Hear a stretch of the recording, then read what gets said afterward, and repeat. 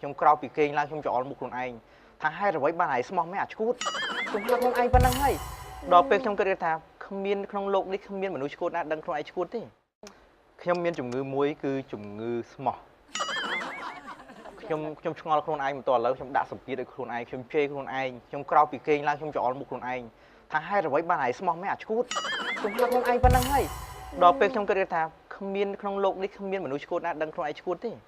អញ្ចឹងខ្ញុំដឹងខ្លួនឯងថាខ្ញុំមិនទាន់ឈួតអញ្ចឹងខ្ញុំមិនមែនជាមនុស្សឈួតទេខ្ញុំកើតរោគមួយគឺស្មោះខ្ញុំស្អប់ខ្លួនឯងនៅពេលដែលខ្ញុំជួបមនុស្សស្រីពីមួយទៅមួយបេះដូងរបស់ខ្ញុំនៅតែទៀមទាយកពួកគាត់មកទាំងអស់អញ្ចឹងបានខ្ញុំតែនិយាយថាពេលដែលចាស់ទៅគឺខ្ញុំមកអត់ទៀមទាមិត្តភក្តិច្រើនទេបងទៀមទាអីខ្ញុំទៀមទាមិត្តស្រីច្រើនពួកមិត្តភក្តិដែលប្រុសទាំងអស់ហ្នឹងទោះបីកើតដល់អាយុ80ដូចគ្នាក៏ធ្វើអីមិនកើតដែរធ្វើគេគាត់នឹងធ្វើគេអញ្ចឹងយើងត្រូវតែមានមិត្តស្រីចឹងធ្វើអីគេបាទគាត់អាចម៉ាស្សាគូច្បាច់ជើងទៅបាច់យ៉ាហើយគេនិយាយថាពេលចាស់ទៅចង់បានអីគេថាចង់បានផ្ទះដ៏តូចមួយមានឡានមួយពីរគ្រឿងនៅផ្ទះខ្ញុំថាអត់ទេបងចង់បានអីវិញគិតមិនខ្ញុំជាមនុស្សមួយដែលមានទស្សនៈវែងឆ្ងាយមិនមែន1គីឡូហើយក៏មិនមែន2គីឡូទេរាប់គីឡូដីពេលចាស់ទៅខ្ញុំអត់ចង់មានឡានអីណាត្រឹមអីទេខ្ញុំអត់ចូលចិត្តទេ